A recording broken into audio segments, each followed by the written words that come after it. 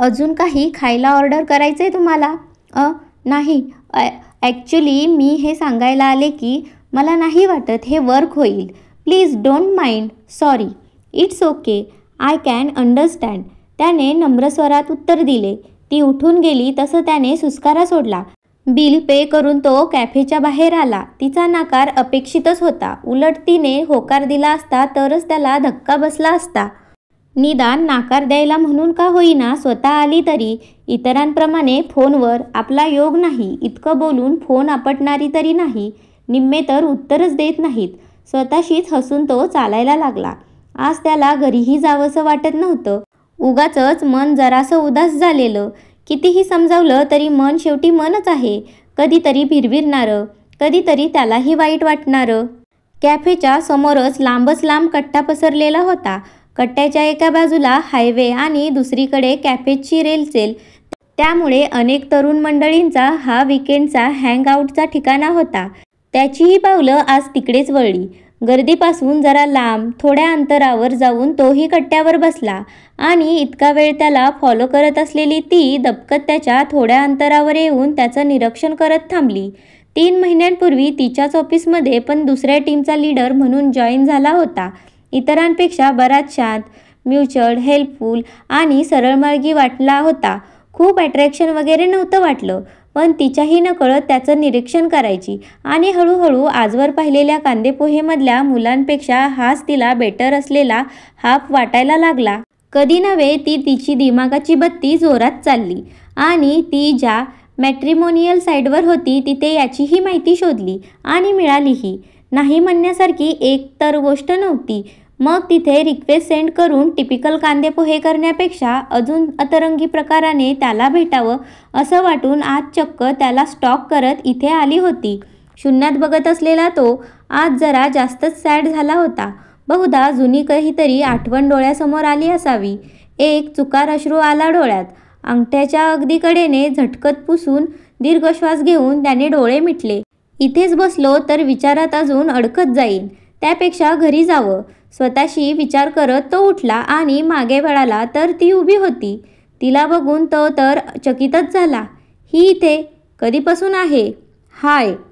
तिचा प्रसन्न चेहरा आणि त्याला ते बघूनही उगाचच छान वाटलं. ऑफिसमध्ये दिसते त्यापेक्षा वेगळीच दिसते आहे आज, पण फ्रेश दिसते आहे. त्याच्याही नकळत त्याचं निरीक्षण. हाय. मी इकडे मैत्रिणींसोबत आलेले. तू दिसलास म्हणून जस्ट. इथवर तर सफाईने खोटं बोलून झालं तिचं, पण आता काय कारण द्यावं कळेना. Oh that's good. Nice to see you here. कशा आहात तुम्ही? काय बोलावं हे खरं तर त्यालाही कळत नव्हतं, पण आता ऑफिसमधली दुसऱ्या टीमची का असेना कलिग आहे म्हटल्यावर फॉर्मल हाय हॅलो तर करणंच होतं. तुम्ही. तिचं खळखळून हसणं आणि तो पुन्हा उगाचच खुश. I know we are office colleagues, पण आपण एकमेकांना अरे तुरे म्हणूच शकतो नाही का? Oh yes. त्यालाही आता उगाच कम्फर्टेबल वाटायला लागलं. फ्री? हा म्हणजे तसा फ्रीच आहे.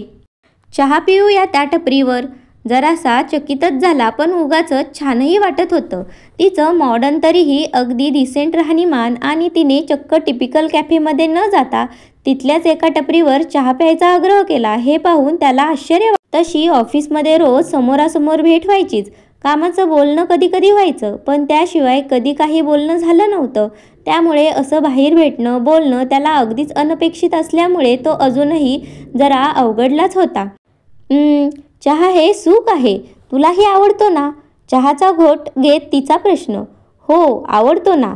त्याचा अवघडलेपणा अजूनही जात नाहीये म्हटल्यावर तिनेच पुढाकार घेतला. तू इतका का नर्वस झालायस? आपण काही कांदेपोहे कार्यक्रमाला नाही भेटलेलो. We can be friend.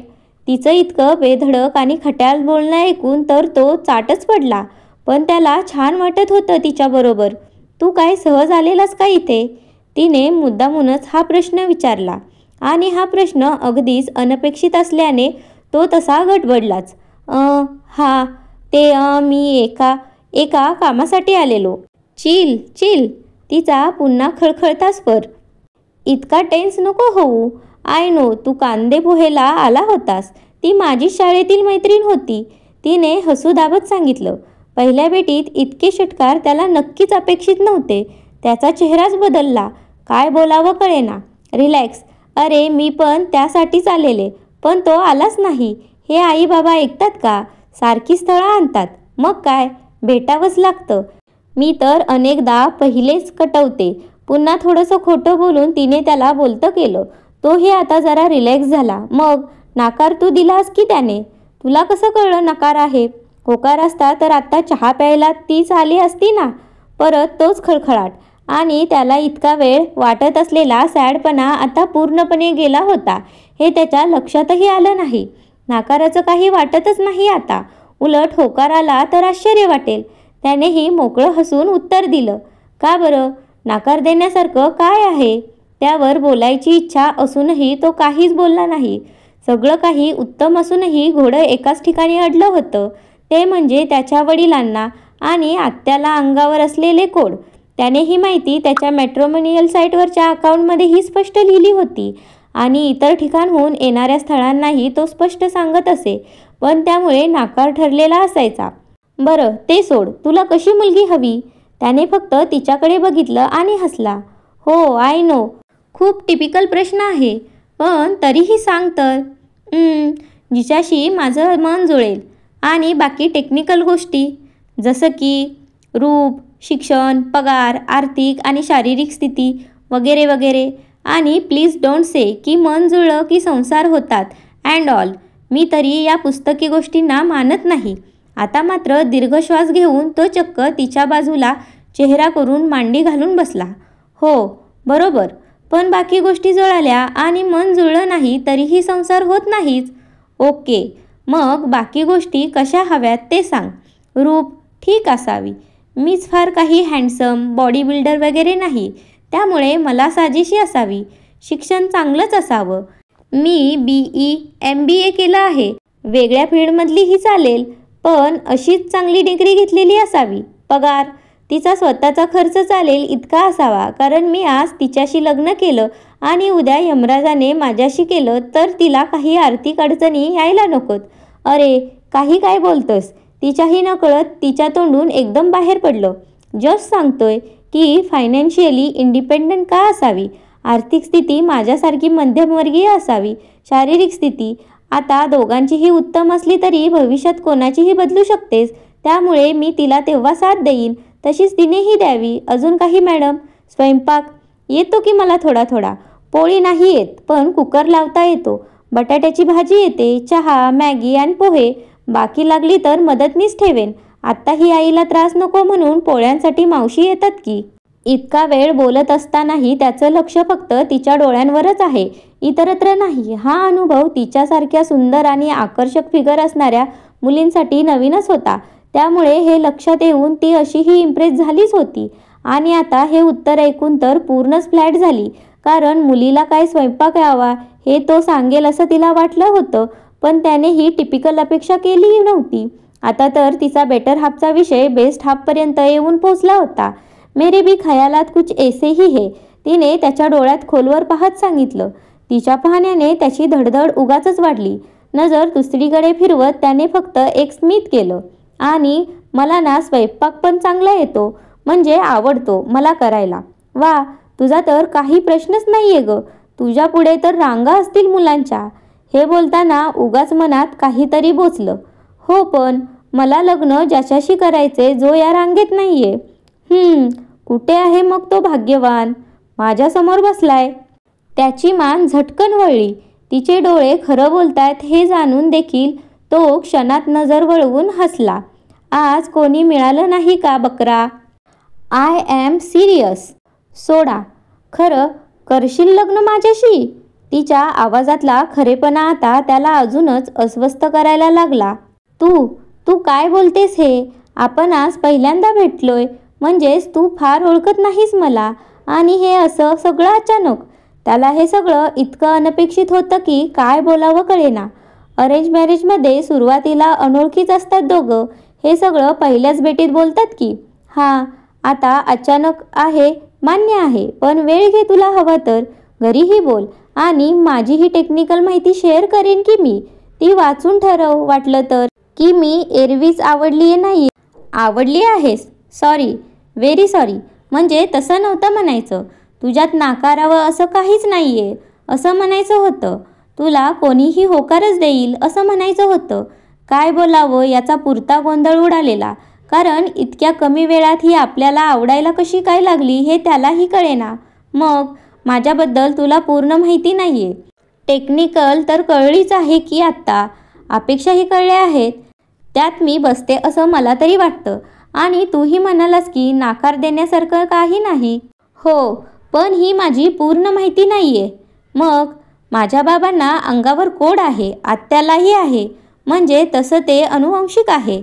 मला स्वतःला यात काहीच प्रॉब्लेम वाटत नाही. पण तुला हे चालणार नाही. पुढे काय बोलावं हे न समजून तो गप्प बसला.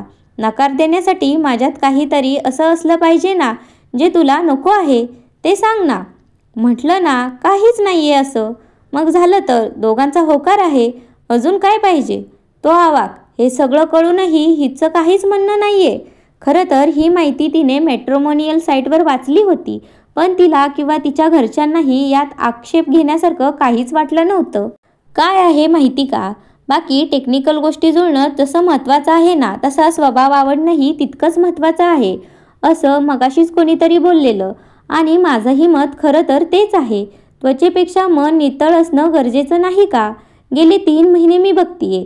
कामातलं परफेक्शन, त्यातली मास्टरी, कलिगशी वागणं बोलणं, हायर अथॉरिटीशी इंटरॅक्शन, प्रेझेन्स ऑफ माइंड, मनाचा निर्मळपणा, साधेपणा, कंट्रोल्ड बिहेवियर, मॅनर्स, सगळे कोपरे कलरफुल आहेत.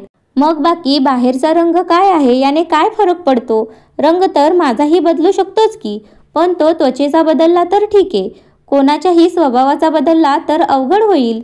आणि तसंही दिसायला छान छान असणारे लोक वेळ आली की कसे रंग बदलतात आणि कसे रंग दाखवतात हे तुलाही माहीत असणारच. तिचं हे डोळ्यात खोलवर बघून आश्वासक बोलणं ऐकून तो स्तब्ध झाला. आता पूर्ण वेगळंच भासणारे तिचे मोठे मोठे डोळे त्याला काही सुचू देईनात. आज आत्ता अशी अनपेक्षित भेट, तेही सगळं विलक्षणच. काय बोलावं काहीच कळेना त्याला. हे एवढं सगळं ऑब्झर्व केलं तू. अजूनही त्याचा विश्वासच बसेना. धडधड ही वाढत होती.